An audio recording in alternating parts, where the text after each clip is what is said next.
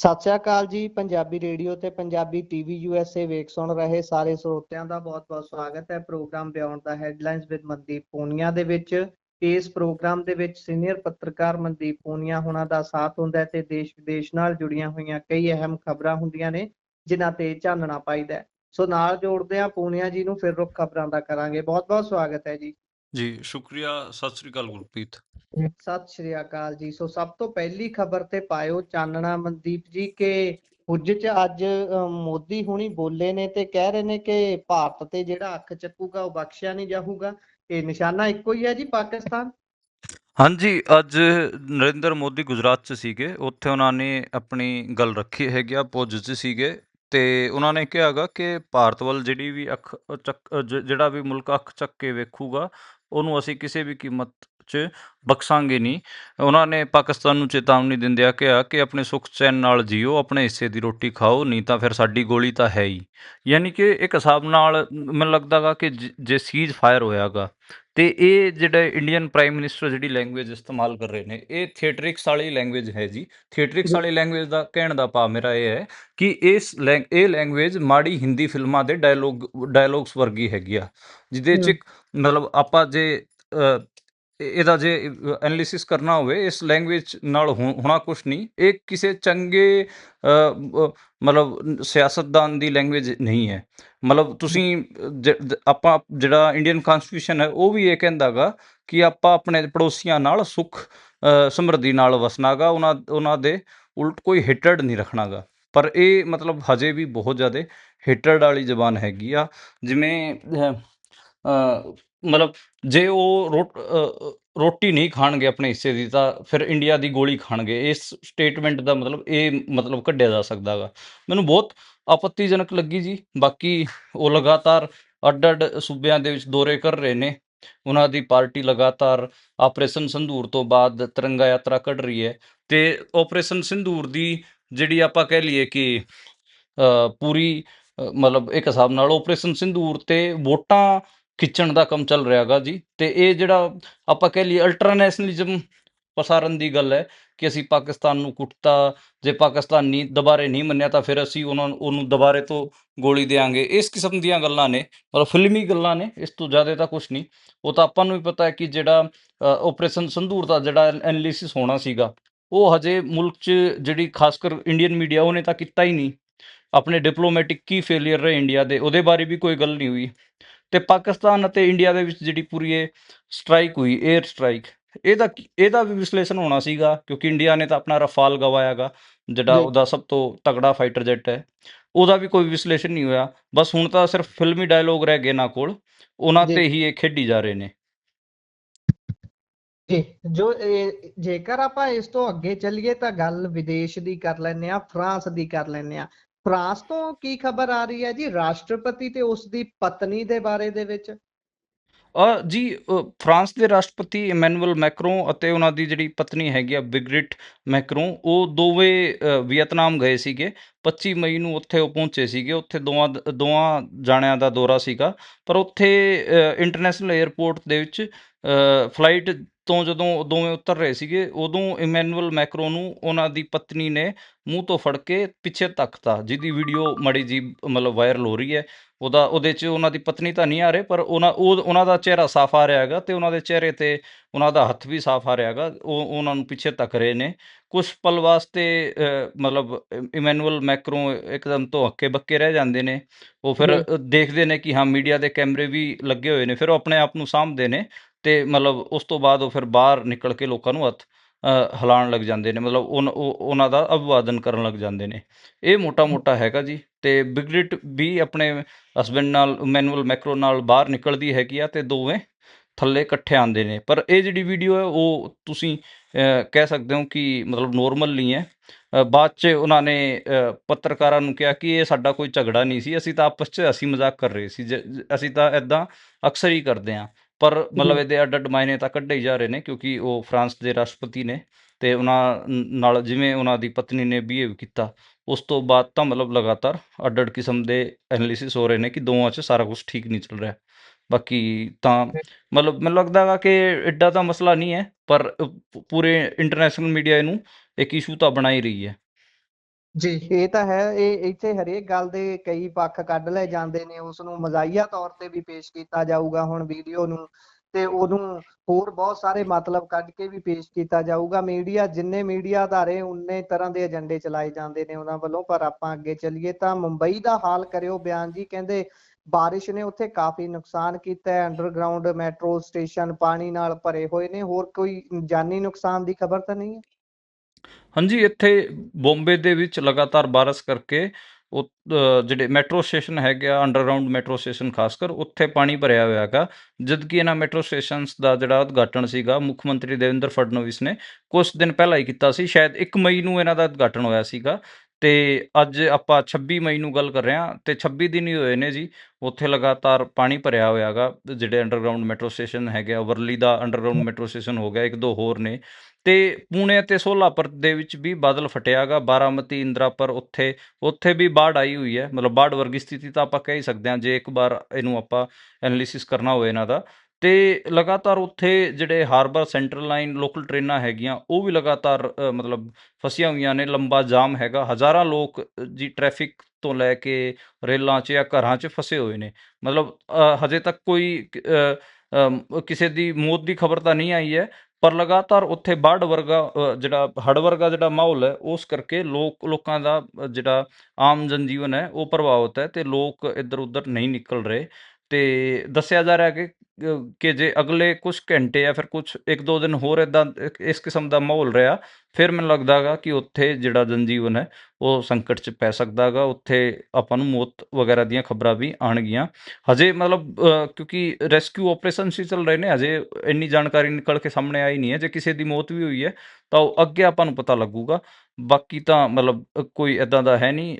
ਰਾਜਸਥਾਨ ਦੇ ਵਿੱਚ ਜਿਹੜਾ ਤੂਫਾਨ ਆਇਆ ਸੀਗਾ, ਉਹਦੇ ਕਰਕੇ ਕੁਛ ਮਾੜਾ ਮੋਟਾ ਨੁਕਸਾਨ ਉੱਥੇ ਜ਼ਰੂਰ ਹੋਇਆਗਾ।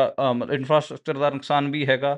ਬਾਕੀ 2-3 ਥਾਵਾਂ ਤੇ ਅਜਮੇਰ 'ਚ, ਬੀਕਾਨੇਰ 'ਚ, ਹਨੂੰਮਾਨਗੜ੍ਹ 'ਚ, ਸੰਗਰੀਆ 'ਚ ਉੱਥੇ ਜ਼ਰੂਰ ਮੌਤਾਂ ਹੋਈਆਂ ਨੇ। ਤੇ ਇਹ ਤੂਫਾਨ ਕਰਕੇ ਇਹ ਮੋਟੀ ਮਤਲਬ ਰਾਜਸਥਾਨ 'ਚ ਜ਼ਰੂਰ ਹੈ। ਤੇ ਲੂ ਲੱਗਣ ਕਰਕੇ ਵੀ ਮਤਲਬ ਕੁਛ ਥਾਵਾਂ ਤੇ ਡੈਥਸ ਦੀ ਖਬਰ ਹੈਗੀਆਂ। ਬਾਕੀ ਤਾਂ ਪੰਜਾਬ 'ਚ ਮੌਸਮ ਹਜੇ ਸਟੇਬਲ ਹੀ ਹੈ। ਪੰਜਾਬ 'ਚ ਟੈਂਪਰੇਚਰ ਜੀ ਘੱਟ ਹੋਇਆ ਗਾ, ਪਹਿਲਾਂ ਬਹੁਤ ਅੱਗੇ ਉੱਪਰ ਚੱਲ ਰਿਹਾ ਸੀਗਾ। ਅੱਜ ਜੀ ਮਾਲਵੇ 'ਚ ਵੀ ਟੈਂਪਰੇਚਰ ਇੰਨਾ ਜ਼ਿਆਦਾ ਨਹੀਂ ਸੀਗਾ, ਤੇ ਕਈ ਥਾਵਾਂ ਤੇ ਹਲਕੀ ਫੁਲਕੀ ਬੂੰਦਾਬਾਂਦੀ ਵੀ ਹੋਈ ਹੈ। ਹੁਣ ਅਗਲੇ 1-2 ਦਿਨਾਂ ਤੱਕ ਮਤਲਬ ਪਤਾ ਲੱਗੂਗਾ ਕਿ ਪੰਜਾਬ ਦਾ ਟੈਂਪਰੇਚਰ ਕਿਸ ਵੱਲ ਵੱਧਦਾ ਗਾ। ਜਿਹੜਾ ਫੋਰਕਾਸਟ ਹੈ, ਵੈਦਰ ਫੋਰਕਾਸਟ ਦਾ, ਉਹ ਤਾਂ ਇਹੀ ਕਹਿ ਰਿਹਾ ਗਾ ਕਿ ਪੰਜਾਬ ਦਾ ਟੈਂਪਰੇਚਰ ਹੁਣ ਜ਼ਿਆਦਾ ਗਰਮ ਨਹੀਂ ਰਹੂਗਾ ਅਗਲੇ 1-2 ਦਿਨ। ਜੀ। ਸੋ ਉਧਰ ਕਹਿੰਦੇ ਵੀ ਦੇਸ਼ ਦੇ ਵਿੱਚ ਕਰੋਨਾ ਦੇ ਐਕਟਿਵ ਮਾਮਲਿਆਂ ਦੀ ਗਿਣਤੀ 1000 ਤੋਂ ਪਾਰ ਚਲੀ ਗਈ ਹੈ ਜੀ। ਹਾਂਜੀ, ਇਸ ਟਾਈਮ ਇੰਡੀਆ ਦੇ ਵਿੱਚ ਅੱਜ 1010 ਐਕਟਿਵ ਕੇਸ ਨੇ, ਤੇ ਹਜੇ ਤੱਕ 9 ਲੋਕਾਂ ਦੀਆਂ ਡੈਥਸ ਹੋ ਚੁੱਕੀਆਂ ਨੇ। ਕੇਰਲਾ ਜੀ ਚੋਂ ਸਭ ਤੋਂ ਜ਼ਿਆਦਾ ਜਿਹੜੇ ਮਰੀਜ਼ ਹੈ ਉਹ ਨਿਕਲ ਕੇ ਆ ਰਹੇ ਨੇ। ਅੱਜ 430 ਮਰੀਜ਼ ਰਜਿਸਟਰ ਕੀਤੇ ਗਏ ਨੇ ਕੇਰਲਾ 'ਚ। ਤੇ ਇੰਡੀਆ ਦੇ ਵਿੱਚ ਕੋਵਿਡ ਦੇ 4 ਨਵੇਂ ਵੇਰੀਐਂਟ ਦੇਖਣ ਨੂੰ ਮਿਲ ਰਹੇ ਨੇ। ਤੇ ਉਸ ਤੋਂ ਇਲਾਵੇ ਜੇ ਕੇਰਲਾ ਦੀ ਗੱਲ ਕਰ ਲਈਏ, 430 ਅੱਜ ਮਰੀਜ਼ ਰਜਿਸਟਰ ਹੋਏ ਨੇ। ਰਾਜਸਥਾਨ, ਮਹਾਰਾਸ਼ਟਰ, ਕਰਨਾਟਕ, ਉੱਥੇ ਵੀ ਲਗਾਤਾਰ ਕੇਸ ਵੱਧ ਰਹੇ ਨੇ, ਤੇ 9 ਲੋਕਾਂ ਦੀ ਡੈਥਸ ਹੋਈਆਂ ਨੇ। ਦਿੱਲੀ ਦੇ ਵਿੱਚ ਵੀ 104 ਨਵੇਂ ਕਰੋਨਾ ਦੇ ਕੇਸ ਅੱਜ ਰਜਿਸਟਰ ਕੀਤੇ ਗਏ ਨੇ। ਯਾਨੀ ਕਿ ਕਿਉਂਕਿ ਜਿਹੜੀ ਰਾਜਧਾਨੀ ਦਿੱਲੀ ਹੈ ਉਹ ਤਾਂ ਡੈਂਸਲੀ ਪਾਪੂਲੇਟਿਡ ਹੈ। ਜੇ ਦਿੱਲੀ 'ਚ ਕੇਸ ਵੱਧਦੇ ਨੇ, ਫਿਰ ਉੱਥੇ ਔਖਾ ਹੋਊਗਾ, ਦਿੱਕਤਾਂ ਆਉਣਗੀਆਂ। ਜਿਹੜੇ ਨਵੇਂ ਵੇਰੀਐਂਟ ਲੱਭੇ ਗਏ ਨੇ, 4 ਨਵੇਂ ਵੇਰੀਐਂਟ, ਉਹਨਾਂ 'ਚ LF7, XFG, JN1 ਅਤੇ NB181 ਵੇਰੀਐਂਟ ਸ਼ਾਮਲ ਹਨ, ਜਿਹੜੇ ਕਿ ਕਰੋਨਾ ਦੇ ਨਵੇਂ 4 ਹਨ।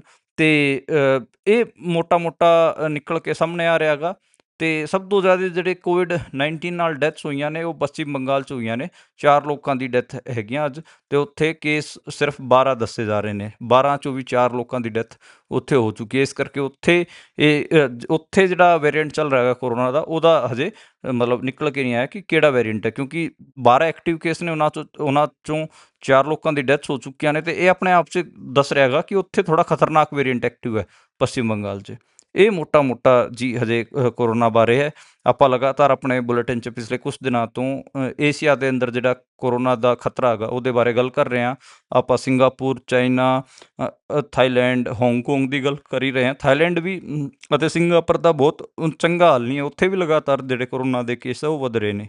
ਜੀ ਜੀ। ਸੋ ਜੇਕਰ ਅੱਗੇ ਚੱਲੀਏ ਤਾਂ ਉੱਥੇ ਭਾਖੜਾ ਬਿਆਸ ਮੈਨੇਜਮੈਂਟ ਬੋਰਡ ਦਾ ਜਿਹੜਾ ਮਾਮਲਾ ਭਖਿਆ ਹੋਇਆ ਸੀ, ਇਹ ਵਿਵਾਦ ਹਾਈ ਕੋਰਟ ਦੇ ਵਿੱਚ ਸੀ ਤੇ ਸੁਪਰੀਮ ਕੋਰਟ ਦੇ ਵਿੱਚ ਸੀ, ਤੇ ਸੁਪਰੀਮ ਕੋਰਟ ਨੇ ਜਿਹੜਾ ਫੈਸਲਾ ਹੈ ਉਹ ਰਾਖਵਾਂ ਰੱਖ ਲਿਆ ਜੀ। ਹਾਂਜੀ, ਅੱਜ ਤੀਜਾ ਦਿਨ ਸੀਗਾ ਜਿਸ ਦਿਨ ਸੁਣਵਾਈ ਹੋਈ ਹੈ, ਤੇ Punjab and Haryana high court ਦੇ ਵਿੱਚ ਵੀ ਵਿਵਾਦ ਸੀਗਾ। ਉਸ ਦਾ ਵੀ ਜਿਹੜਾ ਫੈਸਲਾ ਉਹ ਸੁਰੱਖਿਅਤ ਹੈਗਾ। ਸੁਪਰੀਮ ਕੋਰਟ ਨੇ ਵੀ ਫੈਸਲਾ ਸੁਰੱਖਿਅਤ ਰੱਖ ਲਿਆ ਹੈਗਾ। ਤੇ ਅੱਗੇ ਦੇਖਦੇ ਹਾਂ ਕਿ ਇਹਦੇ 'ਚ ਕੀ ਫੈਸਲਾ ਸੁਣਾਇਆ ਜਾਂਦਾ ਗਾ। ਸੁਣਵਾਈ ਹੋਈ ਉਦੋਂ ਪੰਜਾਬ ਵੱਲੋਂ ਜਿਹੜੀ ਮੁੱਖ ਦਲੀਲ ਦਿੱਤੀ ਗਈ ਉਹ ਇਹ ਦਿੱਤੀ ਗਈ ਕਿ ਜਿਹੜਾ ਹਰਿਆਣਾ ਤੇ BBMP ਅਤੇ ਕੇਂਦਰ ਸਰਕਾਰ ਹੈ ਉਹ ਲਗਾਤਾਰ ਗੁੰਮਰਾਹ ਕਰ ਰਹੀ ਹੈ। ਤੇ ਇਹ ਮੋਟਾ ਨਿਕਲ ਕੇ ਆ ਰਿਹਾ। ਪੰਜਾਬ ਨੇ ਆਰੋਪ ਲਾਇਆ ਕਿ BBMP ਅਤੇ ਹਰਿਆਣਾ ਸਰਕਾਰ ਨੇ ਸਾਰਿਆਂ ਨੂੰ ਗੁੰਮਰਾਹ ਕੀਤਾ ਹੈ, ਕੋਰਟਾਂ ਨੂੰ ਵੀ ਗੁੰਮਰਾਹ ਕੀਤਾ ਹੈ। ਉਹਨਾਂ ਨੇ ਇਹ ਵੀ ਕਿਹਾ ਕਿ ਅਸੀਂ ਜਿਹੜਾ ਉਹਨਾਂ ਦਾ ਬਣਦਾ ਪਾਣੀ ਉਹ ਦੇ ਰਹੇ ਹਾਂ, ਫਿਰ ਵੀ ਕਿਤੇ ਨਾ ਕਿਤੇ ਜਿਹੜੇ ਹੋਰ ਸੰਸਥਾਵਾਂ ਨੇ, ਕੋਰਟ ਵਰਗੀ ਸੰਸਥਾਵਾਂ ਨੇ, ਉਹਨਾਂ ਨੂੰ ਗੁੰਮਰਾਹ ਕੀਤਾ ਜਾ ਰਿਹਾ ਹੈ। ਜਿਹੜੀ ਪੰਜਾਬ ਸਰਕਾਰ ਵੱਲੋਂ ਇੱਕ ਐਪਲੀਕੇਸ਼ਨ ਲਾਈ ਗਈ ਸੀ, ਉਹਦੇ 'ਚ 28 ਅਪ੍ਰੈਲ ਨੂੰ BBMP ਦੀ ਜਿਹੜੀ ਮੀਟਿੰਗ ਹੋਈ ਸੀ ਉਹਦੇ ਬਾਰੇ ਵੀ ਦੱਸਿਆ ਕਿ ਉਹਦੇ 'ਚ ਕੋਈ ਹੱਲ ਨਹੀਂ ਨਿਕਲਿਆ। ਤੇ ਹਰਿਆਣਾ ਸਰਕਾਰ ਨੇ ਵੀ BBMP ਦੇ ਚੇਅਰਮੈਨ ਨੂੰ ਲੈਟਰ ਲਿਖਿਆ ਸੀ। ਉਹਨਾਂ ਨੇ ਵੀ ਆਪਣਾ ਲੈਟਰ ਦਿਖਾਇਆ ਜੀ, ਅਸੀਂ ਵੀ ਇਹਦੇ 'ਚ ਕੋਸ਼ਿਸ਼ ਕਰ ਰਹੇ ਸੀਗੇ। ਇਹ ਮੋਟਾ ਨਿਕਲ ਕੇ ਆ ਰਿਹਾ। ਕੇਂਦਰ ਸਰਕਾਰ ਹੈ ਉਹ ਕਹਿ ਰਹੀ ਹੈ ਕਿ ਅਸੀਂ ਤਾਂ ਦੋਵਾਂ ਜਾਣਿਆਂ ਦੇ ਵਿੱਚ ਜਿਹੜਾ ਪਾਣੀ ਦਾ ਵਿਵਾਦ ਹੈ ਉਹਨੂੰ ਸੁਲਝਾਉਣ 'ਚ ਲੱਗੇ ਹੋਏ ਸੀ। ਅਸੀਂ 19 ਮਈ ਨੂੰ ਡੈਮ ਦੀ ਸੁਰੱਖਿਆ ਦੇ ਮੱਦੇ ਨਜ਼ਰ CISF ਵੀ ਲਾਈ ਹੈਗੀ ਆ। ਇਹ ਗੱਲ ਜਿਹੜਾ ਸੈਂਟਰ ਸੀਗਾ ਉਹਨੇ ਵੀ ਸੁਪਰੀਮ ਕੋਰਟ 'ਚ ਆਪਣੀ ਗੱਲ ਰੱਖੀ। ਉਹਨਾਂ ਨੇ ਕਿ ਕੇਂਦਰ ਸਰਕਾਰ ਨੇ ਕਿਹਾ ਗਾ ਕਿ ਅਸੀਂ 296 ਕਰਮਚਾਰੀਆਂ ਨੂੰ ਯੂਨਿਟ ਮਨਜ਼ੂਰੀ ਦਿੱਤੀ ਹੈ। ਤੇ CISF ਨੇ BBMP ਨੂੰ ਚਿੱਠੀ ਭੇਜ ਕੇ ਚਾਲੂ ਵਿੱਤ ਵਰਸ਼ 'ਚ 8.59 ਕਰੋੜ ਰੁਪਇਆ ਜਮ੍ਹਾਂ ਕਰਾਉਣ ਵਾਸਤੇ ਕਿਹਾ ਹੈਗਾ, ਤਾਂ ਕਿ ਉਹ ਉੱਥੇ ਆਪਣੇ CISF ਦੇ ਕਰਮਚਾਰੀਆਂ ਵਾਸਤੇ ਆਵਾਸ ਅਤੇ ਆਉਣ ਜਾਣ ਦੀ ਵਿਵਸਥਾ ਕਰ ਸਕਣ। ਇਹ ਮੋਟਾ ਹੈਗਾ। ਹਾਲਾਂਕਿ ਜਿਹੜੇ ਪੰਜਾਬ ਦੇ ਚੀਫ ਮਿਨਿਸਟਰ ਨੇ ਭਗਵੰਤ ਮਾਨ, ਉਹਨਾਂ ਨੇ ਇਤਰਾਜ਼ ਜਤਾਇਆ ਸੀਗਾ ਕਿ ਜਦ ਇਹ ਕੰਮ ਪੰਜਾਬ ਪੁਲਿਸ ਕਰ ਸਕਦੀ ਹੈਗੀ ਆ ਤੇ ਫਿਰ CISF ਨੂੰ ਕਿਉਂ ਮਤਲਬ ਉੱਥੇ ਲਾਇਆ ਜਾ ਰਿਹਾ ਹੈਗਾ। ਹਾਲਾਂਕਿ ਜਿਹੜੇ ਸੈਂਟਰ ਦੇ ਮਿਨਿਸਟਰ ਨੇ BJP ਦੇ, ਰਵਨੀਤ ਬਿੱਟੂ, ਉਹਨਾਂ ਨੇ ਕਿਹਾ ਕਿ CISF ਦਾ ਕੰਮ ਉੱਥੇ ਸੁਰੱਖਿਆ ਦਾ ਹੈਗਾ, ਪਾਣੀ ਨੂੰ ਛੱਡਣ ਵਾਲੇ ਮਾਮਲੇ 'ਚ ਉਹਨਾਂ ਦਾ ਕੋਈ ਲੈਣਾ ਦੇਣਾ ਨਹੀਂ। ਯਾਨੀ ਕਿ ਰਵਨੀਤ ਬਿੱਟੂ ਜਿਹੜਾ ਕੇਂਦਰ ਸਰਕਾਰ ਦੀ ਜਿਹੜੀ ਪੋਜੀਸ਼ਨ ਹੈ CISF ਲਾਉਣ ਦੀ, ਉਹਨੂੰ ਡਿਫੈਂਡ ਕਰ ਰਹੇ ਨੇ। ਤੇ ਉਹ ਕਹਿ ਰਹੇ ਨੇ ਕਿ ਉਹਨਾਂ ਦਾ ਕੰਮ ਤਾਂ ਸੁਰੱਖਿਆ ਦਾ ਹੀ ਹੈ। ਸੁਰੱਖਿਆ ਦਾ ਨਹੀਂ, ਉਹ ਮਤਲਬ ਥੋੜ੍ਹਾ ਵੱਧ ਕੇ ਹੀ ਹੈ। ਉੱਥੇ ਪੰਜਾਬ ਵਾਲੇ ਜਿਹੜਾ ਮਾੜਾ ਮੋਟਾ ਧਰਨਾ ਪ੍ਰਦਰਸ਼ਨ ਕਰ ਰਹੇ ਸੀ, ਪੰਜਾਬ ਸਰਕਾਰ ਚਾਹੇ ਦਿਖਾਵੇ ਵਾਸਤੇ ਹੀ ਕਰ ਰਹੀ ਹੋਵੇ। ਹੁਣ ਉੱਥੇ ਜੇ CISF ਲੱਗ ਜੂਗੀ ਤਾਂ ਮੈਨੂੰ ਲੱਗਦਾ ਗਾ ਕਿ ਉੱਥੇ ਜਿਹੜਾ ਕੰਟਰੋਲ ਹੈ ਉਹ BBMP ਅਤੇ ਸੈਂਟਰ ਦੇ ਹੱਥ 'ਚ ਹੀ ਜਾਊਗਾ। ਤੇ ਪੰਜਾਬ ਕੱਲ੍ਹ ਨੂੰ ਮਾੜਾ ਮੋਟਾ ਕੁਛ ਕਰਨਾ ਚਾਹਵੇ, ਪਾਣੀ ਰੋਕਣਾ ਵੀ ਚਾਹਵੇ, ਤੇ ਫਿਰ ਉਹ ਉਹ ਕਿਤੇ ਨਾ ਕਿਤੇ ਪੰਜਾਬ ਪੁਲਿਸ ਦੀ ਉੱਥੇ ਤੈਨਾਤੀ ਹੋਣੀ ਚਾਹੀਦੀ ਸੀਗੀ। ਪਰ ਖੈਰ ਕੇਂਦਰ ਸਰਕਾਰ ਨੇ ਇੱਕ ਫੈਸਲਾ ਲਿਆ ਹੈਗਾ ਜਿਹੜੇ ਪੰਜਾਬ ਦੇ ਉਲਟ ਹੈ। ਉੱਥੇ CISF ਲਾਉਣਾ ਕਿਤੇ ਨਾ ਕਿਤੇ ਪੰਜਾਬ ਦੇ ਹਿੱਤਾਂ ਨਾਲ ਆਪਾਂ ਕਹਿ ਲਈਏ ਕਿ ਧੋਖਾ ਹੈਗਾ। ਜੀ ਇਹ ਤਾਂ ਹੈ ਹੀ ਹੈ, ਪਰ ਹੁਣ ਕੀ ਕਰ ਸਕਦੇ ਆ। ਇੱਥੇ ਤਾਂ ਇਹਨਾਂ ਨੇ ਪਾਣੀਆਂ ਦੇ ਰਾਖੇ ਹੋਣ ਦਾ ਦਾਅਵਾ ਠੋਕ ਦਿੱਤਾ ਹੈ, ਪਰ ਕਿੰਨੇ ਕੁ ਰਾਖੇ ਨੇ ਉਹ ਸਾਰਿਆਂ ਨੂੰ ਨਜ਼ਰ ਆਉਂਦਾ ਹੈ। ਜਿਹੜਾ ਵੀ ਥੋੜੀ ਜੀ ਕਹਿ ਲਈਏ ਵੀ ਇਲੈਬੋਰੇਟ ਕਰ ਸਕਦਾ ਚੀਜ਼ਾਂ ਨੂੰ, ਉਹ ਜੋੜ ਤੋੜ ਕਰਕੇ ਸਮਝ ਸਕਦਾ ਹੈ ਕਿ ਕੀ ਕੁਝ ਪੰਜਾਬ ਸਰਕਾਰ ਨੇ ਕੁਝ ਦਿਨ ਦਾ ਡਰਾਮਾ ਜਿਹੜਾ ਰਚਿਆ ਸੀ ਉਸ 'ਚ ਕੱਢਿਆ ਪਾਇਆ। ਸੋ ਅੱਗੇ ਜੇਕਰ ਚੱਲੀਏ ਤਾਂ ਉਧਰ ਲਾਲੂ ਯਾਦਵ ਨੇ ਆਪਣੇ ਲੜਕੇ ਤੇਜ ਪ੍ਰਤਾਪ, ਤੇਜੂ ਜਿਹਨੂੰ ਕਹਿੰਦੇ ਨੇ ਆਮ ਤੌਰ ਤੇ ਪਿਆਰ ਨਾਲ ਸਾਰੇ, ਉਸ ਨੂੰ ਪਾਰਟੀ ਤੇ ਪਰਿਵਾਰ ਦੋਨਾਂ ਚੋਂ ਹੀ ਕੱਢ ਦਿੱਤਾ। ਇਸ ਦਾ ਕਾਰਨ ਕੀ ਹੈ ਜੀ? ਦੇਖੋ, ਲਾਲੂ ਪ੍ਰਸਾਦ ਯਾਦਵ ਦੇ ਦੋ ਬੇਟੇ ਨੇ, ਇੱਕ ਤੇਜਸਵੀ ਯਾਦਵ ਹੈਗਾ, ਇੱਕ ਤੇਜ ਪ੍ਰਤਾਪ ਯਾਦਵ। ਤੇਜ ਪ੍ਰਤਾਪ ਯਾਦਵ ਵੱਡਾ ਹੈਗਾ, ਪਰ ਉਹਨੂੰ ਕਿਸੇ ਵੀ ਕਿਸਮ ਦਾ ਪੋਲੀਟੀਕਲ ਮਤਲਬ ਆਪਾਂ ਕਹਿ ਲਈਏ ਕਿ ਕੰਮ ਪਹਿਲਾਂ ਵੀ ਨਹੀਂ ਦਿੱਤਾ ਹੋਇਆ ਸੀਗਾ। ਜਿਹੜੀ ਸਾਰੀ ਲਾਲੂ ਦੀ ਵਿਰਾਸਤ ਹੈ ਉਹ ਛੋਟਾ ਮੁੰਡਾ ਤੇਜਸਵੀ ਯਾਦਵ ਸਾਂਭਦਾ ਗਾ। ਤੇਜਸਵੀ ਯਾਦਵ ਹੀ ਜਦੋਂ ਨਿਤੀਸ਼ ਕੁਮਾਰ ਹੋਰਾਂ ਨਾਲ ਇਹਨਾਂ ਨੇ ਸਰਕਾਰ ਬਣਾਈ ਸੀ ਉਦੋਂ ਡਿਪਟੀ CM ਸੀਗਾ। ਤੇ ਇਹ ਜਿਹੜਾ ਤੇਜ ਪ੍ਰਤਾਪ ਯਾਦਵ ਹੈ, ਇਹ ਥੋੜਾ ਆਪਾਂ ਇਹਨੂੰ ਕਹਿ ਸਕਦੇ ਹਾਂ ਕਿ ਸਿੱਧਾ ਜਿਹਾ ਬੰਦਾ ਗਾ। ਮਤਲਬ ਇਹ ਹਰਕਤਾਂ ਅਜੀਬ ਜਿਹੀਆਂ ਕਰਦਾ ਹੈਗਾ, ਮਤਲਬ ਦਿਮਾਗ ਤੋਂ ਮੈਚੋਰ ਨਹੀਂ ਹੋਇਆ, ਤੁਸੀਂ ਇਹ ਕਹਿ ਸਕਦੇ ਹੋ। ਤੇ ਇਹ ਕਿਤੇ ਨਾ ਕਿਤੇ ਪਹਿਲਾਂ ਇਹਦਾ ਵਿਆਹ ਕਰਾਤਾ ਸੀਗਾ ਲਾਲੂ ਪ੍ਰਸਾਦ ਯਾਦਵ ਹੋਰਾਂ ਨੇ, ਬਾਅਦ 'ਚ ਉਹ ਕੁੜੀ ਨੂੰ ਇਸ ਨੇ ਛੱਡਤਾ। ਤੇ ਹੁਣ ਪਿੱਛੇ ਜੇ ਨੇ ਇੱਕ ਫੋਟੋ ਪਾਤਾ ਸੀਗਾ ਇੱਕ ਦੂਜੀ ਕੁੜੀ ਨਾਲ ਕਿ ਮੈਂ ਤਾਂ ਇਹਦੇ ਨਾਲ ਰਿਲੇਸ਼ਨ 'ਚ ਹੈਗਾ। ਫਿਰ ਇਹ ਜਿਹੜੀ ਗੈਰ ਜ਼ਿੰਮੇਦਾਰਾਨਾ ਹਰਕਤਾਂ ਸੀਗੀਆਂ ਇਸ ਤੇਜ ਪ੍ਰਤਾਪ ਯਾਦਵ ਦੀ, ਇਹਨੂੰ ਦੇਖਦਿਆਂ ਲਾਲੂ ਪ੍ਰਸਾਦ ਯਾਦਵ ਨੇ ਆਪਣੇ ਪਰਿਵਾਰ ਤੋਂ ਵੀ ਉਹਨੂੰ ਮਤਲਬ ਬੇਦਖਲ ਕਰ ਦਿੱਤਾ ਹੈ ਤੇ ਆਪਣੀ ਪਾਰਟੀ ਤੋਂ ਵੀ। ਤੇ ਇਹ ਮੈਨੂੰ ਲੱਗਦਾ ਕਿ ਚੰਗਾ ਹੀ ਫੈਸਲਾ ਹੈ, ਪਹਿਲਾਂ ਕਰ ਲਿਆ ਜਾਣਾ ਚਾਹੀਦਾ ਸੀਗਾ। ਕਿਉਂਕਿ ਉਹ ਲਗਾਤਾਰ ਹੀ ਲਾਲੂ ਪ੍ਰਸਾਦ ਯਾਦਵ ਦੀ ਪੋਲੀਟਿਕਸ ਦਾ ਨੁਕਸਾਨ ਹੀ ਕਰ ਰਿਹਾ ਹੈਗਾ ਮੁੰਡਾ। ਤੇ ਉਹ ਮਤਲਬ ਹੈਵੀ, ਮਤਲਬ ਆਪਾਂ ਕਹਿ ਲਈਏ ਕਿ ਪਾਗਲ ਹੀ ਹੈ ਇੱਕ ਹਿਸਾਬ ਨਾਲ, ਜੇ ਆਪਾਂ ਸਿੱਧੇ ਸ਼ਬਦਾਂ 'ਚ ਕਹਿਣਾ ਹੋਵੇ। ਤੇ ਜੀ ਹਾਂ, ਤੇ ਜਿਹੜਾ ਲਾਲੂ ਯਾਦਵ ਨੇ ਨੁਕਤਾ ਲਿਆ ਹੈਗਾ, ਉਹਨੂੰ ਪਰਿਵਾਰ ਚੋਂ ਦਖਲ ਕਰਦੇ ਹੋਇਆ ਉਹਨੇ ਕਿਹਾ ਕਿ ਲੋਕ ਜੀਵਨ 'ਚ ਲੋਕ ਲਾਜ ਦਾ ਸदैव ਮੈਂ ਹਮਾਇਤੀ ਰਿਹਾ ਹਾਂਗਾ।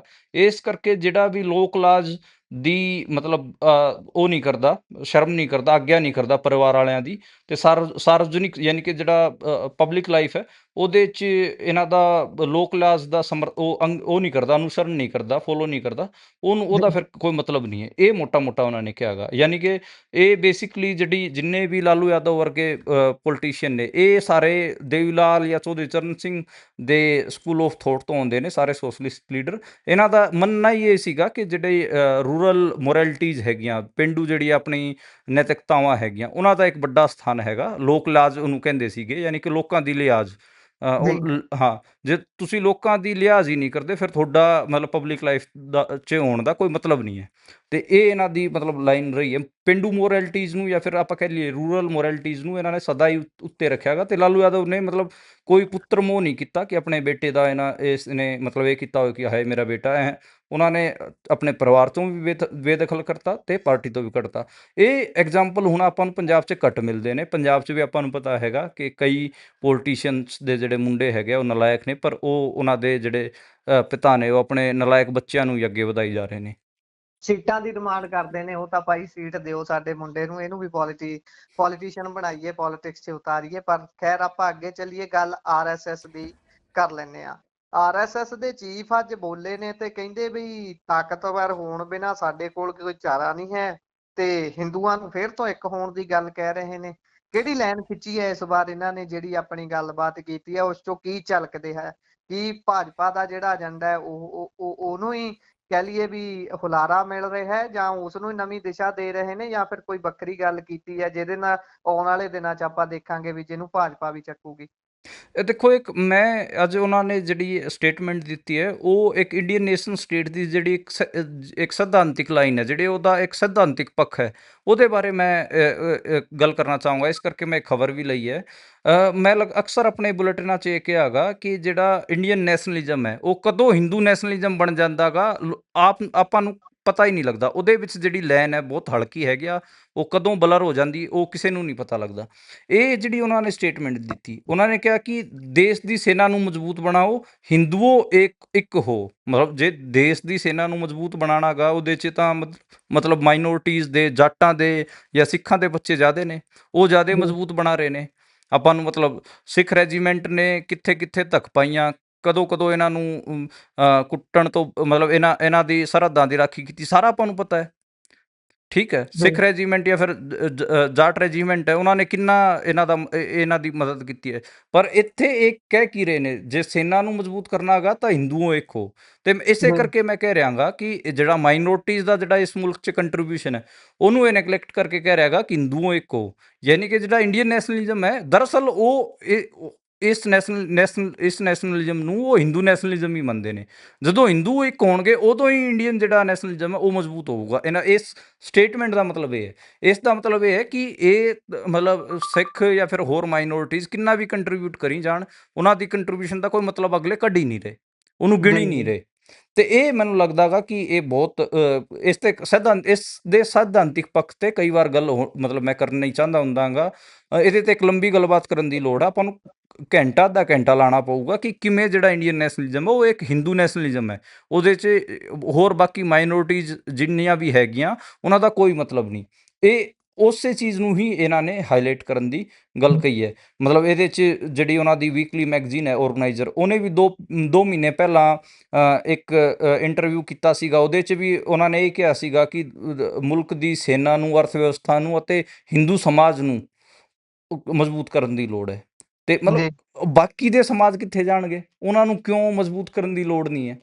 ਜੀ ਜੀ ਹਾਂ, ਇਹ ਬੜਾ ਅਜੀਬ ਹੈ ਮੈਨੂੰ ਲੱਗਦਾ ਗਾ। ਕਿ ਇਸੇ ਕਰਕੇ ਮੈਂ ਕਹਿ ਰਿਹਾ ਗਾ ਕਿ ਇਹ ਬਹੁਤ ਹਲਕੀ ਪਤਲੀ ਜੀ ਲਾਈਨ ਹੈ, ਉਹ ਪਤਾ ਨਹੀਂ ਕਦੋਂ ਇਹ ਕ੍ਰੋਸ ਕਰ ਜਾਂਦੇ ਨੇ, ਕਦੋਂ ਨਹੀਂ ਕਰਦੇ। ਇਹ ਮਾਮਲਾ ਗਾ ਜੀ।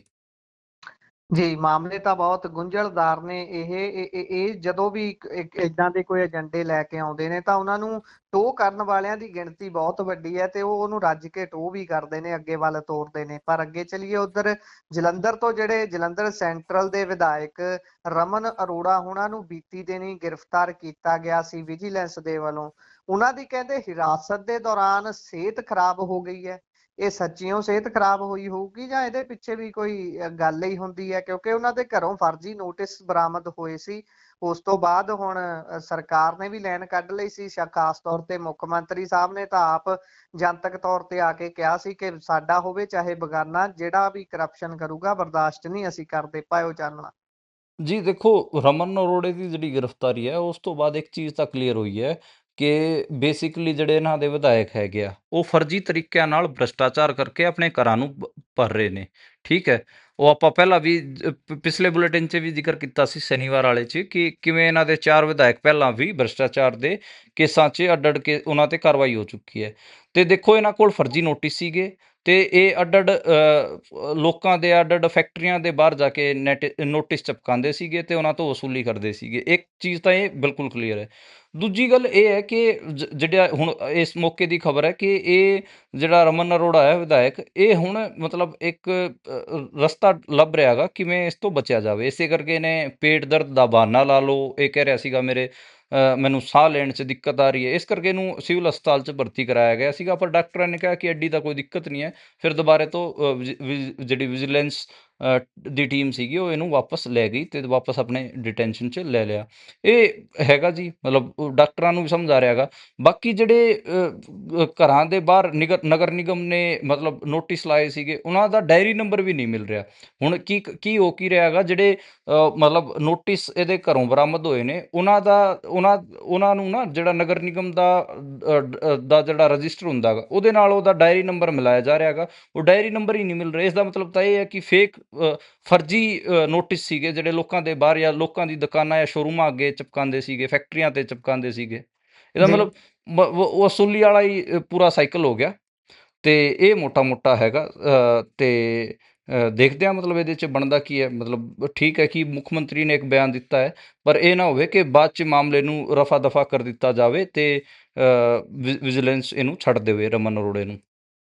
ਜੀ, ਇਹ ਵੀ ਦੇਖਣ ਵਾਲੀ ਗੱਲ ਹੈ, ਕਿਉਂਕਿ ਜਿਹੜੇ ਪਹਿਲਾਂ ਫੜੇ ਸੀ ਉਹ ਤਾਂ ਹੁਣ ਇਹਨਾਂ ਦੀ ਮਾਤਾ ਜੀ ਦੇ ਨਾਲ ਕਿੱਕਲੀਆਂ ਪਾਉਂਦੇ ਦੇਖੇ ਜਾਂਦੇ ਨੇ। ਉਹਨਾਂ ਦੀਆਂ ਤਸਵੀਰਾਂ ਲਗਾਤਾਰ ਵਾਇਰਲ ਹੋ ਰਹੀਆਂ ਨੇ। ਉਹ ਕਈ ਲੋਕ ਤਾਂ ਉਹਦੇ ਤੇ ਕਟਾਕਸ਼ ਵੀ ਕਰਦੇ ਨੇ, ਲਿਖਦੇ ਨੇ ਕਿ ਰਮਨ ਬਾਊ ਤੂੰ ਫਿਕਰ ਨਾ ਕਰ, ਜਿੱਦਾਂ ਸਾਡੇ ਨਾਲ ਹੋਈ ਸੀ ਉਦਾਂ ਹੀ ਤੇਰੇ ਨਾਲ ਹੋਣੀ ਆ, ਉਸ ਤੋਂ ਬਾਅਦ ਬੇਸ਼ੱਕ ਕਿੱਕਲੀਆਂ ਤੂੰ ਵੀ ਪਾ ਲਈ।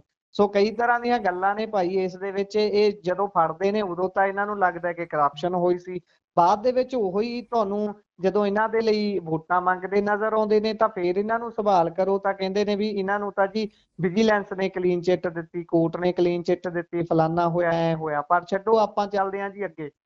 ਹੁਣ ਗੱਲ ਲੁਧਿਆਣੇ ਦੀ ਕਰ ਲੈਂਦੇ ਆ, ਕਿਉਂਕਿ ਲੁਧਿਆਣੇ 'ਚ ਵੀ ਚੋਣ ਆ ਖੜੀ ਹੈ, ਤਰੀਕਾਂ ਅਨਾਉਂਸ ਹੋ ਚੁੱਕੀਆਂ ਨੇ। ਪਰ ਲੁਧਿਆਣੇ ਦੇ ਵਿੱਚ ਕਹਿੰਦੇ ਜ਼ਮੀਨ ਐਕਵਾਇਰ ਕਰਨੀ ਹੈ ਪੰਜਾਬ ਸਰਕਾਰ ਨੇ, ਤੇ ਉਸ ਦੇ ਉੱਪਰ ਕਹਿੰਦੇ ਵੀ ਅਫੋਰਡੇਬਲ ਹਾਊਸਿੰਗ ਪ੍ਰੋਵਾਈਡ ਕਰਾਉਣੀ ਹੈ ਆਮ ਲੋਕਾਂ ਨੂੰ, ਪੰਜਾਬ ਦੇ ਲੋਕਾਂ ਨੂੰ।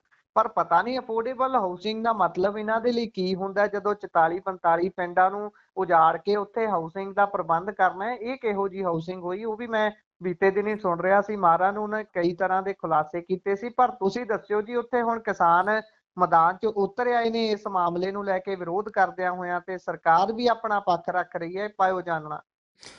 ਦੇਖੋ ਗੁਰਪ੍ਰੀਤ, ਇਹਦੇ 'ਤੇ ਮੇਰਾ ਵੀ ਆਪਣਾ ਇੱਕ ਵਿਸ਼ਲੇਸ਼ਣ ਹੈ ਤੇ ਮੈਂ ਵੀ ਇਸ ਲੈਂਡ ਵਾਲੇ ਮਸਲੇ ਨੂੰ, ਲੈਂਡ ਵਾਲੇ ਕੁਐਸਚਨ ਨੂੰ, ਪੰਜਾਬ ਅਤੇ ਹਰਿਆਣੇ ਵਾਲੇ ਕੁਐਸਚਨ ਨੂੰ ਖਾਸ ਕਰ ਬਹੁਤ ਸੀਰੀਅਸਲੀ ਦੇਖਦਾ ਗਾ, ਮਤਲਬ ਬਹੁਤ ਨੇੜਿਓਂ ਸਟੱਡੀ ਕਰਦਾ ਹੈਗਾ। ਦੇਖੋ, ਜਿੰਨੇ ਵੀ ਇਹ ਹਾਊਸਿੰਗ ਪ੍ਰੋਜੈਕਟ ਨੇ, ਹਰਿਆਣੇ ਦੇ ਹੋਣ, ਪੰਜਾਬ ਦੇ ਹੋਣ, ਇਹਨਾਂ ਦੇ 90% ਹਾਊਸਿੰਗ ਪ੍ਰੋਜੈਕਟਸ ਦੀ ਫੂਕ ਨਿਕਲ ਚੁੱਕੀ ਹੈ। ਯਾਨੀ ਕਿ ਇਹ ਦਾਅਵੇ ਵੱਡੇ ਕਰਕੇ ਚੱਲਦੇ ਨੇ। ਉੱਥੇ ਸ਼ਹਿਰਾਂ 'ਚ ਇੰਨੀ ਇਕੋਨੋਮਿਕ ਐਕਟੀਵਿਟੀ ਹੁੰਦੀ ਨਹੀਂ, ਤੇ ਉੱਥੇ ਇਹਨਾਂ ਨੇ ਜਿਹੜੀਆਂ ਕਲੋਨੀਆਂ ਕੱਟਣੀਆਂ ਹੁੰਦੀਆਂ ਨੇ ਉਹਨਾਂ ਦੀ ਫੂਕ ਨਿਕਲ ਜਾਂਦੀ ਹੈ। ਹੁਣ ਲੁਧਿਆਣੇ ਦੇ ਵਿੱਚ ਵੀ ਇਸੇ ਕਿਸਮ ਦਾ ਮਾਮਲਾ ਹੈਗਾ। ਤਕਰੀਬਨ 32 ਪਿੰਡ ਨੇ ਜਿਨ੍ਹਾਂ ਦੀ ਗ੍ਰਾਮ ਸਭਾਵਾਂ, ਮਤਲਬ ਪਿੰਡ ਤਾਂ ਜ਼ਿਆਦਾ ਨੇ, ਗ੍ਰਾਮ ਸਭਾਵਾਂ ਦੀ ਗੱਲ ਕਰ ਰਹੇ ਹਾਂ, 32 ਗ੍ਰਾਮ ਸਭਾਵਾਂ ਨੇ ਜਿਨ੍ਹਾਂ ਦੇ ਲੈਂਡ ਨੂੰ ਐਕੁਜੀਸ਼ਨ ਕਰਨ ਦੀ ਗੱਲ ਆ ਰਹੀ ਹੈ, ਜਿਹਦੇ 'ਚ ਤਕਰੀਬਨ 24,311 ਏਕੜ ਜ਼ਮੀਨ ਨੂੰ ਇਹ ਸ਼ਹਿਰੀ ਸਟੇਟ ਬਣਾਉਣਾ ਚਾਹੁੰਦੇ ਨੇ, ਜਿਹਦੇ 'ਚ ਗਲਾਡਾ ਲੈਂਡ ਪੂਲਿੰਗ ਇੱਕ ਹੁੰਦਾਗਾ। ਲੈਂਡ ਪੂਲਿੰਗ ਕੀ ਹੁੰਦਾਗਾ ਕਿ ਜਿਵੇਂ ਇੱਕ ਏਕੜ ਦੇ ਅੰਦਰ 4800 ਗਜ ਜ਼ਮੀਨ ਹੁੰਦੀ ਹੈਗੀ ਆ। ਆਪਣੇ ਜਿਹੜਾ ਸਟੈਂਡਰਡ ਏਕੜ ਹੈ ਉਹਦੇ 'ਚ 4800 ਗਜ ਜ਼ਮੀਨ ਹੁੰਦੀ ਹੈ, 4800। ਤੇ ਇਹ ਲੈਂਡ ਪੂਲਿੰਗ 'ਚ ਕੀ ਹੈ ਕਿ ਤੁਸੀਂ ਸਾਨੂੰ 1 ਕਿੱਲਾ ਦਿਓ, ਅਸੀਂ ਤੁਹਾਨੂੰ 1000 ਗਜ ਡਿਵੈਲਪ ਕਰਕੇ ਦੇਵਾਂਗੇ ਜ਼ਮੀਨ, ਜੀ ਜਿਹਦੇ 'ਚ ਕੁਛ ਰੈਜ਼ੀਡੈਂਸ਼ੀਅਲ ਹੋਊਗੀ, ਕੁਛ ਕਮਰਸ਼ੀਅਲ ਹੋਊਗੀ। ਹੁਣ ਇਹ ਹੈ ਕਿ ਮਤਲਬ ਇਹਦਾ ਇਨਡਾਇਰੈਕਟਲੀ ਤੁਹਾਨੂੰ ਇਹ ਕਹਿ ਰਹੇ ਨੇ ਕਿ ਤੁਸੀਂ 5000 ਗਜ ਜ਼ਮੀਨ ਆਪਣੀ ਦਿਓ, ਤੁਹਾਨੂੰ ਅਸੀਂ ਬਦਲੇ 'ਚ ਡਿਵੈਲਪ ਕਰਕੇ 1000 ਗਜ ਦੇ ਦਿਆਂਗੇ, ਬਾਕੀ 4000 ਕਿੱਥੇ ਤੁਸੀਂ ਆਪਣੀ ਡਿਵੈਲਪਮੈਂਟ 'ਚ ਖਾ ਗਏ। ਇਹ ਤਾਂ ਕੀ ਮਤਲਬ ਕੀ ਹੈ? ਤੇ ਇਹ ਕਹਿ ਰਹੇ ਨੇ ਕਿ ਜਿਹੜੀ ਅਸੀਂ ਡਿਵੈਲਪ ਕਰਕੇ ਦੇਵਾਂਗੇ ਉਹਦਾ ਤਾਂ ਮੁੱਲ ਹੀ ਜ਼ਿਆਦਾ ਹੋਊਗਾ। ਮਤਲਬ ਮੁੱਲ ਕਿਵੇਂ ਜ਼ਿਆਦਾ ਹੋਊਗਾ? ਜੇ ਉਹ ਪ੍ਰੋਜੈਕਟ ਦਾ ਧੂੰਆਂ ਨਿਕਲ ਗਿਆ, ਫੇਲ ਹੋ ਗਿਆ, ਫਿਰ ਕਿਵੇਂ? ਮੰਨ ਲਓ ਉੱਥੇ ਉਹ ਜਿਹੜੇ ਤੁਸੀਂ ਐਡਾ ਵੱਡਾ ਪ੍ਰੋਜੈਕਟ ਲੈ ਕੇ ਚੱਲ ਰਹੇ ਹੋ, ਉਹਨੇ ਲੋਕ ਆਏ ਨਹੀਂ, ਜਾਂ ਫਿਰ ਇੱਕ ਗੱਲ ਇਹ ਵੀ ਹੈ ਯਾਰ, ਜੇ 10 ਸਾਲ ਤੱਕ ਉਹ ਪ੍ਰੋਜੈਕਟ ਪੂਰਾ ਹੀ ਨਾ ਹੋਇਆ, 10 ਸਾਲ ਤੱਕ, ਫਿਰ ਤਾਂ 10 ਸਾਲ ਦਾ ਘਾਟਾ ਕਿਵੇਂ ਫਿਰ ਕਿਸਾਨ ਪੂਰਾ ਕਰੂਗਾ ਆਪਣਾ? ਨਾਲੇ ਉਨੇ ਸਮੇਂ ਲਈ ਉਹ ਬੱਚੇ ਲੈ ਕੇ ਕਿੱਥੇ ਜਾਊਗਾ ਕਿੱਥੇ ਉਹਦੇ। ਜਾਊਗਾ, ਕਿਵੇਂ ਕਰੂਗਾ? ਸਹੀ ਗੱਲ ਹੈ ਇਹ ਸਾਰਾ, ਮਤਲਬ ਇਸ ਕਰਕੇ ਮੈਂ ਅੱਛਾ, ਦੂਜੀ ਗੱਲ ਹੈ ਕਿ ਮੇਰਾ ਸਭ ਤੋਂ ਵੱਡਾ ਕੁਐਸਚਨ ਇਹ ਹੁੰਦਾਗਾ ਕਿ ਜਿਸ ਹਿਸਾਬ ਨਾਲ ਇਸ ਟਾਈਮ ਮਤਲਬ ਜਿਹੜੇ ਲੋਕਾਂ ਕੋਲ ਜਿਹੜੇ ਐਸੈਟ ਨੇ, ਖਾਸ ਕਰ ਐਗਰੀਕਲਚਰ ਲੈਂਡ, ਉਹਦੇ ਤੇ ਜੀ ਜਿਹੜੇ ਕਾਰਪੋਰੇਟਸ ਦੀ ਨਿਗਾਹ ਹੈਗੀ ਆ, ਕਿਤੇ ਇਹ ਸਾਰਾ ਚੱਕਰ ਉਹ ਤਾਂ ਨਹੀਂ ਹੈ? ਮਤਲਬ ਹੁਣ ਸਭ ਤੋਂ ਵੱਡੀ ਖੇਡ ਕੀ ਬਚ ਗਈ ਹੈਗੀ ਆ? ਜਿਸ ਹਿਸਾਬ ਨਾਲ ਕੈਪੀਟਲਿਜ਼ਮ ਦਾ ਡਿਕਲਾਈਨ ਚੱਲ ਰਿਹਾਗਾ, ਜੀ ਕੈਪੀਟਲਿਜ਼ਮ ਅੱਜ ਕੱਲ੍ਹ ਇੱਕ ਤਾਂ ਐਜੂਕੇਸ਼ਨ 'ਚ ਵੜ ਰਿਹਾਗਾ, ਹੈਲਥ ਸੈਕਟਰ 'ਚ ਵੜ ਰਿਹਾਗਾ, ਆਪਣੀ ਫੂਡ ਚੇਨ 'ਚ ਵੜ ਰਿਹਾਗਾ। ਅਡਾਨੀ ਹੋਰਾਂ ਨੇ ਸਾਈਲੋਜ਼ ਇਸੇ ਕਰਕੇ ਪਾਏ ਨੇ, ਤੇ ਜ਼ਮੀਨਾਂ ਤੇ ਨਜ਼ਰ ਅਗਲਿਆਂ ਦੀ। ਮਤਲਬ ਜਿਹੜਾ ਜੀ ਅਗਲਾ ਕੈਪੀਟਲਿਜ਼ਮ ਦਾ ਟਾਰਗੇਟ ਉਹ ਕੀ ਹੈ? ਟਾਰਗੇਟ ਇਹ ਹੈ ਕਿ ਲੋਕਾਂ ਕੋਲ ਜਿਹੜੇ ਐਸਟ ਨੇ ਉਹਨਾਂ ਨੂੰ ਕਿਵੇਂ ਹਥਿਆਈਏ। ਮੈਨੂੰ ਤਾਂ ਉਹ ਜ਼ਿਆਦਾ ਇਹ ਕੰਮ ਲੱਗਦਾ ਹੈਗਾ। ਹੁਣ ਇੱਕ ਲੈਂਡ ਪੂਲਿੰਗ ਦੀ ਮੈਂ ਹਰਿਆਣੇ ਦਾ ਇੱਕ ਕੇਸ ਸਟੱਡੀ ਦੱਸ ਦਾਂਗਾ। ਮੇਰਾ ਜਿਹੜਾ ਇਲਾਕਾ ਹੈਗਾ ਉੱਥੇ ਤਕਰੀਬਨ 35 ਪਿੰਡਾਂ ਦੀ ਜ਼ਮੀਨ ਰਿਲਾਇੰਸ ਨੇ ਐਕਵਾਇਰ ਕੀਤੀ ਸੀਗੀ SEZ ਰਾਹੀਂ, ਅੱਜ ਤੋਂ 15 ਸਾਲ ਪਹਿਲਾਂ। ਜਦੋਂ ਕਿੱਲੇ ਲਏ ਸੀਗੇ ਕਿਸਾਨਾਂ ਤੋਂ, ਉਦੋਂ 22 ਲੱਖ ਰੁਪਈਆ ਕਿੱਲਾ ਲਿਆ ਸੀਗਾ, 1 ਏਕੜ 22 ਲੱਖ ਰੁਪਈਏ ਦਾ ਲਿਆ ਸੀਗਾ। ਤੇ ਉਹਨਾਂ ਨੇ ਉਹ ਸਾਰੇ ਨੂੰ ਡਿਵੈਲਪ ਕਰਤਾ, ਪ੍ਰੋਜੈਕਟ ਨੂੰ ਸਾਰਾ ਠੀਕ ਆ। ਸਾਡਾ ਇਲਾਕਾ ਦਿੱਲੀ ਦੇ ਨੇੜੇ ਵੀ ਲੱਗਦਾ ਗਾ। ਹੁਣ ਜਿਹੜਾ ਉਹ ਅੱਗੇ ਲੋਕਾਂ ਨੂੰ ਵਾਪਸ ਵੇਚ ਰਹੇ ਨੇ, ਉਹ ਤਕਰੀਬਨ 50,000 ਰੁਪਏ ਗਜ ਦੀ ਪਲੋਟਿੰਗ ਵੇਚ ਰਹੇ ਨੇ। ਜੀ ਮਤਲਬ ਕਿਸਾਨਾਂ ਤੋਂ ਤਾਂ ਉਹ ਹੋਣੇ ਪੌਣੇ ਦਾਮ 'ਚ ਲਿਆ, ਤੇ ਵੇਚ ਇੰਨਾ ਮਹਿੰਗਾ ਰਹੇ ਨੇ। ਠੀਕ ਹੈ, ਤਾਂ ਮਤਲਬ ਮੇਰੀ ਗੱਲ ਤੁਸੀਂ ਸਮਝ ਰਹੇ ਹੋ?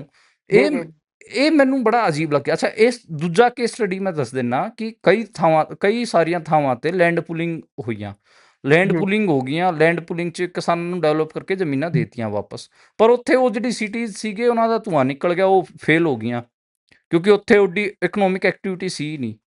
ਤੇ ਜੀ ਕਿਸਾਨਾਂ ਦਾ ਪਹਿਲਾ ਜਿਹੜਾ ਕਿਸਾਨਾਂ ਕੋਲ ਪਹਿਲਾਂ ਜ਼ਮੀਨ ਸੀਗੀ 5000 ਗਜ, ਤੇ ਬਾਅਦ 'ਚ ਉਹਨਾਂ ਨੂੰ ਮੁੜ ਕੇ ਹੱਥ ਆਈ 1000 ਗਜ। 1000 ਗਜ ਦਾ ਕੀ ਕਰਨਗੇ ਦੱਸੋ? 4000 ਗਜ ਤਾਂ ਖਾ ਗਏ ਡਿਵੈਲਪਮੈਂਟ ਦੇ ਨਾਂ ਤੇ। ਜੀ ਜੀ ਹਾਂ, ਤੇ ਉਹ ਉੱਥੇ ਸ਼ਹਿਰ ਵੀ ਨਹੀਂ ਵਸਿਆ, ਉੱਥੇ ਨਾ ਕੋਈ ਇਕਨੋਮਿਕ ਐਕਟੀਵਿਟੀ ਹੋਈ। ਤਾਂ ਮਤਲਬ ਕਿਸਾਨਾਂ ਦੀ ਜ਼ਮੀਨ ਤੇ ਕਿਸਾਨਾਂ ਨੂੰ ਹੀ ਰੋਲ ਕੇ ਤੁਸੀਂ ਅੱਗੇ ਵੱਧ ਗਏ। ਤੁਸੀਂ ਤਾਂ ਸੇਫਲੀ ਕਹਿਤਾ ਕਿ ਭਾਈ ਅਸੀਂ ਕੀ ਕਰੀਏ, ਤਾਂ ਚੱਲਿਆ ਹੀ ਨਹੀਂ ਪ੍ਰੋਜੈਕਟ। ਜੀ ਕੱਲ ਨੂੰ ਜੇ ਇਹ ਜਿੱਡਾ ਪ੍ਰੋਜੈਕਟ ਇਹ ਛੇੜੀ ਬੈਠੇ ਨੇ, 24,000 ਏਕੜ ਤੇ ਇਹ ਇੱਕ ਪੂਰਾ ਸ਼ਹਿਰੀ ਸਟੇਟ ਬਣਾਉਣਾ ਚਾਹੁੰਦੇ ਨੇ, ਜੇ ਉਹ ਕੱਲ ਨੂੰ ਫੇਲ ਹੋ ਗਿਆ, ਜਿਹਦੇ ਚਾਂਸਿਸ ਵੀ ਵੱਧ ਨੇ, ਕਿਉਂਕਿ ਪੰਜਾਬ 'ਚ ਓਡੀ ਮੈਨੂਫੈਕਚਰਿੰਗ ਇੰਡਸਟਰੀ ਨਹੀਂ ਹੈ। ਜੀ ਜੀ ਹਾਂ, ਕਿ ਤੁਸੀਂ ਸੋਚੋ ਕਿ ਪੰਜਾਬ 'ਚ ਤਾਂ ਜੀ ਬਹੁਤ ਜ਼ਿਆਦਾ ਵੱਡੀ ਮੈਨੂਫੈਕਚਰਿੰਗ ਇੰਡਸਟਰੀ ਹੈ, ਇੱਥੇ ਤਾਂ ਲੋਕ ਬਸ ਬਸਣਾ ਚਾਹੁੰਦੇ ਹੀ ਨੇ। ਪੰਜਾਬ 'ਚ ਤਾਂ ਲੋਕ ਛੱਡ ਕੇ ਜਾਈ ਜਾ ਰਹੇ ਨੇ, ਮਾਈਗ੍ਰੇਸ਼ਨ ਇੰਨਾ ਹੋ ਰਿਹਾ ਗਾ। ਉੱਥੇ ਤੁਸੀਂ 24,000 ਏਕੜ 'ਚ ਹਾਊਸਿੰਗ ਪ੍ਰੋਜੈਕਟ ਲੈ ਕੇ ਆ ਰਹੇ ਹੋ। ਇਹ ਜੀ ਮੈਨੂੰ ਲੱਗਦਾਗਾ ਕਿ ਕਿਤੇ ਨਾ ਕਿਤੇ ਇਸ ਕਰਕੇ ਇਹ ਮੈਨੂੰ ਠੀਕ ਨਹੀਂ ਲੱਗਦਾਗਾ। ਤੇ ਜਿਹੜੀ ਡਿਵੈਲਪਮੈਂਟ ਦਾ ਪਰਸਪੈਕਟਿਵ ਵੀ ਹੈ ਕਿ ਤੁਸੀਂ ਹਰ ਸ਼ਹਿਰ ਦੇ ਆਲੇ ਦੁਆਲੇ ਜ਼ਮੀਨ, ਕਿਸਾਨਾਂ ਦੀ ਜ਼ਮੀਨ ਲੈ ਕੇ ਉਹਨੂੰ ਅਕਵਾਇਰ ਕਰਕੇ ਉੱਥੇ ਰਿਹਾਇਸ਼ੀ ਕਲੋਨੀਆਂ ਬਣਾ ਦਿਓ, ਉਹ ਕੋਈ ਮਤਲਬ ਚੰਗਾ ਉਹ ਨਹੀਂ ਹੈ, ਕਿਉਂਕਿ ਸ਼ਹਿਰਾਂ ਦੀ ਪੋਟੈਂਸ਼ੀਅਲ ਨਹੀਂ। ਪੰਜਾਬ 'ਚ ਜ਼ਿਆਦਾ ਸ਼ਹਿਰ ਤਾਂ ਮੰਡੀ ਹੈਗੇ ਆ ਕਿਸਾਨਾਂ ਦੀਆਂ। ਜੀ ਜੀ ਹਾਂ, ਮਤਲਬ ਪੰਜਾਬ ਦੀ ਇਕੋਨਮੀ ਹਜੇ ਵੀ ਐਗਰੀਕਲਚਰ ਇਕੋਨਮੀ ਹੈ। ਜਿਹੜੇ ਪੰਜਾਬ ਦੇ 90% ਸ਼ਹਿਰ ਨੇ, ਉਹ ਤਾਂ ਕਿਤੇ ਨਾ ਕਿਤੇ ਕਿਸਾਨਾਂ ਕਰਕੇ ਸਰਵਾਈਵ ਕਰ ਰਹੇ ਨੇ। ਜਿੱਥੇ ਮਾੜੀ ਮੋਟੀ ਇੰਡਸਟਰੀ ਵੀ ਹੈ, ਉਹ ਤਾਂ 2-4 ਸ਼ਹਿਰ ਨੇ, ਆਪਾਂ ਉਂਗਲੀਆਂ 'ਚ ਗਿਣ ਲੈਂਦੇ ਆ। ਜੀ ਜੀ ਜੀ ਹਾਂ, ਜਿਹੜਾ ਕਿਸੇ ਵਜ੍ਹਾ ਮਤਲਬ ਹੋਰ ਇੰਡਸਟਰੀ ਕਰਕੇ ਸਰਵਾਈਵ ਕਰ ਰਹੇ ਨੇ, ਤਾਂ ਪੰਜ ਸ਼ਹਿਰ ਨੇ ਪੰਜਾਬ 'ਚ ਟੋਟਲ। ਹੂੰ ਤੇ ਉੱਡੇ ਉਹ ਸ਼ਹਿਰੀਕਰਨ ਦੀ ਕੀ ਲੋੜ ਹੈ ਪੰਜਾਬ 'ਚ? ਮੈਨੂੰ ਲੱਗਦਾ ਗਾ ਕਿ ਨਹੀਂ ਹੈ। ਜਿੱਦਾਂ ਇਹ ਇਸੇ ਕਰਕੇ ਕਿਸਾਨ ਯੂਨੀਅਨਾਂ ਵੀ, ਈਵਨ ਸ਼੍ਰੋਮਣੀ ਅਕਾਲੀ ਦਲ ਨੇ ਵੀ ਇਸ ਮੁੱਦੇ ਨੂੰ ਚੱਕਿਆ ਗਾ। ਸ਼੍ਰੋਮਣੀ ਅਕਾਲੀ ਦਲ ਨੇ ਵੀ ਅੱਜ ਆਪਣਾ ਇੱਕ ਜਿਹੜਾ ਆਪਾਂ ਕਹਿ ਲਈਏ ਕਿ ਮੈਮੋਰੰਡਮ ਸਰਕਾਰ ਨੂੰ ਭੇਜਿਆ ਗਾ ਕਿ ਇਹ ਗਲਤ ਹੈ। ਮੈਨੂੰ ਲੱਗਦਾ ਗਾ ਕਿ ਪਿੰਡਾਂ 'ਚ ਇਹਦੇ ਬਾਰੇ ਕੀ ਗੱਲ ਨਿਕਲਦੀ ਹੈਗੀ ਆ, ਕਿਸਾਨ ਇਸ ਨੂੰ ਕਿਵੇਂ ਸਮਝਦੇ ਨੇ, ਉਹਦੇ ਤੇ ਡਿਪੈਂਡ ਕਰੂਗਾ ਕਿ ਅੱਗੇ ਇਸ ਦੇ ਉਲਟ ਅੰਦੋਲਨ ਹੁੰਦਾ ਗਾ ਜਾਂ ਨਹੀਂ ਹੁੰਦਾ। ਜੇ ਕਿਸਾਨਾਂ ਨੂੰ ਇਹ ਗੱਲ ਸਮਝ ਆ ਗਈ ਕਿ ਇਹ ਤਾਂ ਸਾਡੀ ਜ਼ਮੀਨਾਂ ਨੂੰ ਖੋਹਣ ਨੂੰ ਫਿਰਦੇ ਨੇ, ਫਿਰ ਮੈਨੂੰ ਲੱਗਦਾ ਗਾ ਕਿ ਕਿਸਾਨ ਇਹਨਾਂ ਦਾ ਧੂੰਆਂ ਕਢਾ ਦੇਣਗੇ, ਸਰਕਾਰ ਜੀ ਦਾ ਧੂੰਆਂ ਕਢਾ ਦੇਣਗੇ। ਇਹ ਬਹੁਤ ਕਲੀਅਰ ਹੈਗਾ। ਆਖਰੀ ਖਬਰ ਤੇ ਤੇਜ਼ੀ ਨਾਲ ਚੱਲੀਏ ਕਿਉਂਕਿ ਸਮਾਂ ਇਜਾਜ਼ਤ ਨਹੀਂ ਦੇ ਰਿਹਾ ਕਿ ਪੰਜਾਬ ਪੁਲਿਸ ਦੀ ਇੰਸਪੈਕਟਰ ਜਿਹੜੀ ਬੀਬੀ ਇੰਸਪੈਕਟਰ ਨਹੀਂ, ਇਹ ਕਾਂਸਟੇਬਲ ਸੀ। ਜੀ ਮਾਫ ਕਰਨਾ, ਜਿਹੜੀ ਕਾਂਸਟੇਬਲ ਸੀ, ਉਹ ਪਹਿਲਾਂ ਫੜੀ ਗਈ ਸੀ ਨਸ਼ੀਲੇ ਪਦਾਰਥ ਦੇ ਨਾਲ, ਤੇ ਹੁਣ ਇੱਕ ਵਾਰ ਫਿਰ ਤੋਂ ਉਸ ਨੂੰ ਹੁਣ ਵਿਜੀਲੈਂਸ ਨੇ ਫੜ ਲਿਆ ਹੈ।